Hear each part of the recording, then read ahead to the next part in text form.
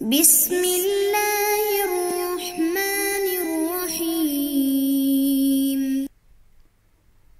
اعوذ باللہ من الشیطان الرجیم بسم اللہ الرحمن الرحیم وبہ نستعین السلام علیکم ایھا الطلاب الکرام۔ طلاب عزیز، ہماری گفتگو استصحاب کے بارے میں تھی اور اس کے دلائل میں سے ایک پہلی دلیل جو ہے وہ سیرہ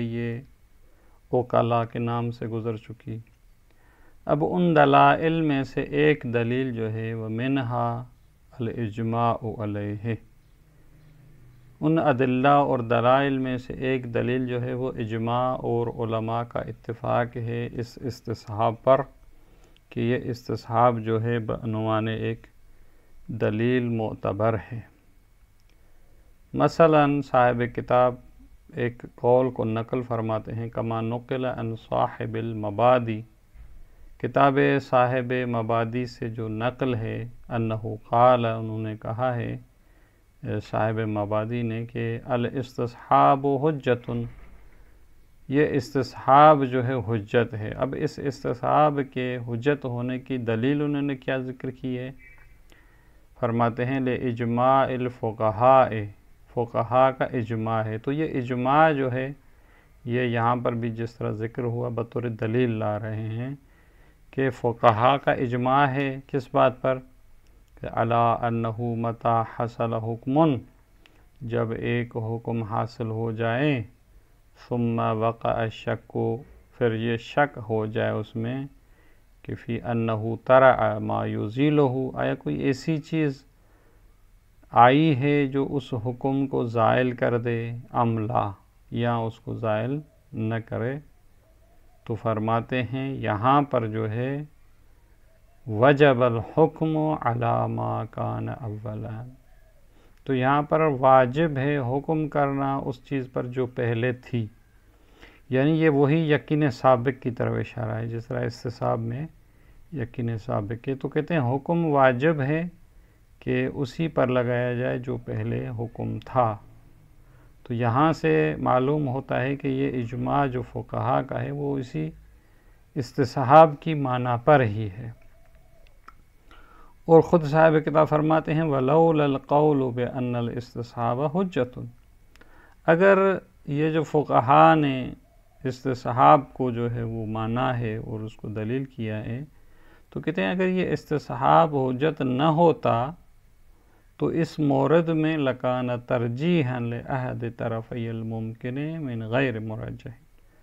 تو اس صورت میں استصحاب کو اگر ہم نہ لیتے تو پھر ان دونوں میں سے کسی ایک کو حکم کی، کیونکہ شک ہے یہاں پر کہ آیا کوئی ایسی چیز عارض ہوئی ہے جو اس حکم کو زائل کر دے یا زائل نہ کر دے، تو یہ دو طرف ہیں۔ کہتے ہیں ان دو طرفوں میں سے استصحاب کو اگر ہم نظر میں نہ لیں تو ایک طرف کو لینا یہ ترجیح من غیر مرجح ہے، جو کہ درست نہیں ہے۔ ترجیح بلا مرجح جو ہے وہ محال ہے، کیوں آپ ایک طرف کو ترجیح دے رہے ہیں؟ آپ یہ بھی کہہ سکتے تھے کہ بھئی وہ جو ہے مزیل جو ہے وہ واقع نہیں ہوا، مثلا یہ آپ اس طرف کو ترجیح دے رہے ہیں۔ آپ یہ بھی کہہ سکتے ہیں کہ بھئی ممکن ہے اس طرف کو لے لیں ہم کہ مزیل واقع ہوا ہے اور حکم کو ختم کر دیں ہم، تو لہٰذا اس بات کو زور دینا کہ جو ہے وہ پہلا جو حکم ہے اسی پر ہی قائم رہیں، ہم کہیں کہ مزیل واقع نہیں ہوا، وہ فقط استصحاب کی وجہ سے۔ تو لہذا اسے پتہ چلتا ہے کہ یہ جو ہم بنا رکھ رہے ہیں کہ جو پہلے حکم تھا اسی کو ہی لے لیں گے، یہ استصحاب کی وجہ سے، وگرنہ اور کوئی دلیل نہیں ہے کہ ہم اسی طرف کو لے رہے ہیں کہ حکم سابق کو ہی لے لیں۔ تو یہاں سے خود استصحاب کا حجت ہونا معلوم ہوتا ہے۔ یہ جو ہے یہاں پر انہوں نے نقل کیا قول کو، لیکن صاحب کتاب اس اجماع کو بطور دلیل قبول نہیں کرتے، لہذا اس پر اعتراض کرتے ہیں اور فرماتے ہیں وَلَكِنَّهُ بَعْدَ تَسْلِيمِ حُجِّيَّةِ الْإِجْمَاعِ فِي الْأُصُولِ، کہتے ہیں کہ پہلی بات تو یہ کہ اجماع علم اصول میں حجت ہے یا نہیں ہے، یہ خود مسئلہ مورد اختلاف ہے اور اس میں چند اقوال ہیں۔ تو اگر کہتے ہیں کہ ہم تسلیم کر لیں کہ علم اصول میں اجماع حجت ہے، تو اس کے بعد بھی یہ آپ نے جو بات کی ہے یہ درست نہیں ہے۔ لیکنہ بعد تسلیم حجت الاجماع فی الاصول موہون اولاً، یہ آپ کی بات جو ہے ضعیف ہے۔ پہلا اس پہ اشکال یہ ہے کہ بالخلاف المشہور فی ہے، یہ جو آپ نے کہا ہے کہ استصحاب پر اتفاق ہے، اتفاق کہاں ہے؟ بلکہ اختلاف ہے اس استصحاب کی حجت میں، جو کہ اختلاف مشہور ہے۔ اتنے سارے اقوال ہیں اس کی حجت پہ، تو آپ اتفاق کی بات کیسے کرتے ہیں؟ تو لہذا ایک بات تو یہ اتفاق کی بات نہیں ہوئی۔ وثانیاً، اور دوسری بات جس کی وجہ سے آپ کی جو بات ہے وہ درست نہیں ہے، وہ ان الاجماع لیس علی الاستصحاب، اور اگر علماء کا اجماع ہے بھی صحیح تو وہ استصحاب پر نہیں ہے۔ وَإِنَّمَا هُوَ عَلَى بَقَاءِ ذَلِكَ الْحُكْمِ، اجماع جو ہے وہ یہ ہے کہ بھئی حکم جو پہلے والا تھا وہ باقی ہے، تو لہذا اتفاق بقاء حکم پر ہے، استصحاب پر نہیں ہے۔ اور یہ حکم بھی جو باقی ہے وہ اس لیے کہ اس کی دلیل باقی ہے، جب تک دلیل موجود ہوتی ہے تب تک حکم ہوتا ہے، تو لہذا یہاں پر استصحاب کی کوئی بات نہیں ہے کہ وَبَقَاؤُهُ، یعنی اس حکم کا باقی ہونا، وَأَنَّمَا هُوَ لِأَجْلِ بَقَاءِ دَلِيلِهِ سابق، حکم باقی ہے اس لیے کہ اس حکم کی جو دلیل ہے وہ باقی ہے، تو لہٰذا یہ جو اتفاق ہے کہ بے حکم باقی ہے وہ اپنی دلیل کی وجہ سے ہے۔ وَعَدَمِ قِيَامِ دَلِيلٍ عَلَىٰ إِزَالَتِهِ، اور کوئی دوسری دلیل بھی نہیں ہے جو اس حکم کے زائل ہو جانے پر دلالت کرے۔ تو لہٰذا اگر اجماع کا، علماء کا اجماع ہے جو نقل کیا گیا ہے، تو وہ اس سے بھی استصحاب ثابت نہیں ہوتا، بلکہ وہ یہ ثابت ہوتا ہے کہ بھئی حکم جو ہے وہ پہلے والا باقی ہے۔ اب کیوں باقی ہے اس کی دلیل یہ ہو سکتی ہے کہ خود اس حکم کی دلیل موجود ہے، استصحاب کا اس سے کوئی بھی عمل دخل نہیں ہے۔ پس نتیجہ یہ ہے کہ فالعمل بذلک الحکم لأجل عدم قیام مزیل لدلیلہ، پس یہ جو علماء کہتے ہیں کہ عمل کریں آپ اسی حکم پر کیونکہ کوئی ایسی دلیل نہیں ہے جو اس پہلی والی دلیل کو ختم کر دے، یا او عدم یقین، یا ہمارے پاس یقین نہیں ہے کہ بے بلوغ غایت لہو، کہ اس حکم کی مدت پوری ہو چکی ہے، جب تک یہ چیزیں نہیں ہیں تو آپ عمل کریں، تو اس عمل کرنے کو جو ہے لا ينبغي ان يعد استصحابا، اس عمل کرنے کو سزاوار نہیں ہے کہ آپ استصحاب کا نام دیں، یہ استصحاب تھوڑی ہے، یہ تو مثلا وہی حکم بقاء، یعنی ایک حکم کے بقا کا نام ہے، لہذا استصحاب آپ اس کو نہیں کہہ سکتے، لہذا آپ نے جو بات کہی ہے وہ درست نہیں ہے۔ کیونکہ لأن الاستصحاب دلیل حیث لا دلیل، کیونکہ استصحاب وہاں ہوتا ہے جب کوئی دلیل نہ ہو،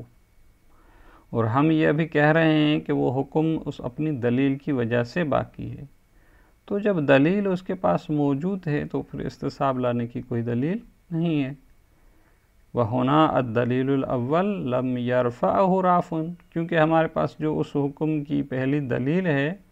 اس کو کسی رافع نے آ کر رفع نہیں کر دیا، اس کو اٹھا نہیں دیا، پر جب تک وہ دلیل اول موجود ہے اس کا حکم بھی موجود ہے،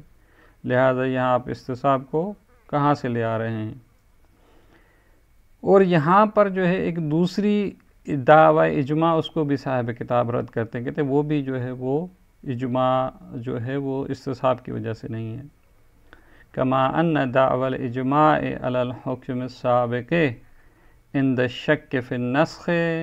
لاجل الاستصحاب موہونۃ ایضا، ایک دوسرا مثلا دعویٰ یا ادعا اجماع کیا گیا ہے کہ بھئی ایک پہلا حکم موجود ہو اور پھر ہمیں شک ہو کہ یہ حکم کہیں منسوخ تو نہیں ہو گیا، نسخ تو نہیں ہو گیا، تو کوئی یہ کہے کہ یہ پہلے حکم موجود تھا، اب ہمیں نسخ میں شک ہے تو پہلا حکم موجود ہوگا، استصحاب اس کو ثابت کریں، تو کہتے ہیں یہ استصحاب بھی آپ ثابت کر رہے ہیں، یہ بھی درست نہیں ہے یہاں پر۔ تو لہٰذا جو ادعائے اجماع کیا گیا ہے کہ بھئی حکم سابق موجود ہو جب ہمیں اس کے نسخ ہونے میں شک ہو، تو یہ ہم کہیں کہ استصحاب کی وجہ سے ہم کہہ رہے ہیں کہ حکم سابق موجود ہے، یہ دلیل یا ادعا موہونۃ اذن لعین ما ذکرنا ہو۔ یہاں بھی وہی دلیل کہیں گے کہ یہ جو حکم سابق باقی ہے اپنی دلیل کی وجہ سے ہے، کوئی استصحاب کی وجہ سے تو نہیں ہے۔ ما ذکرنا ہو وہی جو اوپر ہم نے ذکر کیا ہے، اسی کا جواب بھی یہی ہوگا۔ ان ارید منہ استصحاب الحکم، البتہ یہاں پر ہم یہ کہیں کہ یہ حکم سابق جو ہے اسی کا استصحاب کر رہے ہیں، لیکن اگر اسی کو چینج کر کے ہم یہ کہیں کہ بھئی ہم استصحاب عدم نسخ جس طرح نیچے بھی اشارہ کرتے ہیں، تو وہ پھر ممکن ہے کہ ہم اس کو عدم نسخ کو ثابت کریں، وہی استصحاب عدم جس کی طرف پہلے بھی اشارہ ہوا تھا۔ وذالک لأنہ یجب العمل علی مؤدی کل دلیل ما لم یثبت نسخہ، کہتے ہیں یہ جو ہم کہہ رہے ہیں یہاں پر کہ بھئی حکم سابق باقی ہے، وہ عمل کرنا ہر دلیل کا جو مؤدی جو معنی ہوتا ہے وہ اس پہ عمل کیا جاتا ہے جب تک اس کا نسخ ثابت نہ ہو۔ جب تک نسخ ثابت نہیں ہے تو دلیل کے مطابق ہم عمل کر رہے ہیں، اس کو استصحاب نہیں کہتے۔ اور انتہائی غایت ہی، یا ایک حکم کی مدت کی پورے ہونے کا جب تک ثابت نہیں ہوتا تب تک اسی جو ہے حکم پر عمل کرنا ہوتا ہے۔ وَهَذَا لَيْسَ مِنَ الْاسْتِصْحَابِ فِي شَيْءٍ، کہتے ہیں اس کو تو استصحاب نہیں کہا جاتا کہ بھئی ایک دلیل کی جو حکم ہے اس پر عمل کرنا ہے، اس کو استصحاب نہیں کہتے۔ تو لہٰذا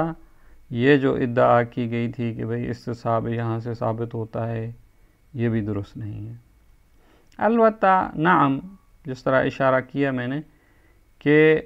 یہ استصحاب حکم ہم ثابت نہیں کر سکتے، لیکن نعم استصحاب عدم النسخ، کوئی یہ کہے کہ بھئی پہلے نسخ نہیں ہوا تھا، اب ہم استصحاب حکم سابق نہیں بلکہ استصحاب عدم نسخ جاری کر رہے ہیں، تو لا مانع منہ ظاہراً، تو یہ پھر استصحاب عدم جاری ہو سکتا ہے، لیکن استصحاب حکم والی بات جو آپ نے کہی ہے یا جو ادعا کیا گیا ہے وہ درست نہیں ہے۔ یہاں تک جو ہے وہ اجماع کی بات ختم ہو جاتی ہے، اور صاحب کتاب نے جو ہے وہ اجماع کی دلیل کو قبول نہیں کیا۔ وَمِنْهَا، اور ان ادلہ میں سے جو استصحاب کی حجت پر دلالت کرتی ہیں، الاخبار الواردۃ فی المقام، کچھ روایات کچھ احادیث ہیں جو استصحاب کے بارے میں ہیں، وہی العمدۃ، اور مہم ترین دلیل جو ہے استصحاب کی یہی روایات ہیں۔ الاول، ان اخبار میں سے جو پہلی خبر ہے وہ صحیح زرارۃ، زرارہ راوی ہیں، اس کی جو روایت وہ صحیح ہے۔ قال، وہ کہتا ہے، قلت لہ الرجل ینام، میں نے اس کو کہا کہ ایک شخص جو ہے وہ سوتا ہے،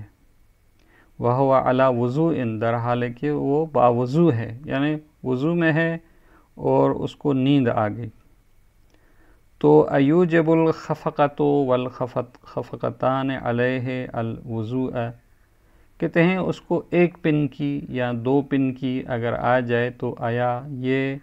موجب بنتا ہے کہ وہ دوبارہ وضو کرے، یعنی آیا ایک دفعہ یا دو دفعہ پن کی آنے سے وضو باطل ہو جاتا ہے؟ یہ سوال کیا اس نے۔ قال، امام نے جواب دیا، یا زرارہ، اے زرارہ، قد تنام العین، کبھی کبھار جو ہے وہ آنکھ نیند میں چلی جاتی ہے، ولا ینام القلب والاذن، لیکن اس کا دل اور اس کے کان نیند نہیں کرتے، یعنی وہ سن رہے ہوتے ہیں، آنکھ بند ہو جاتی ہے۔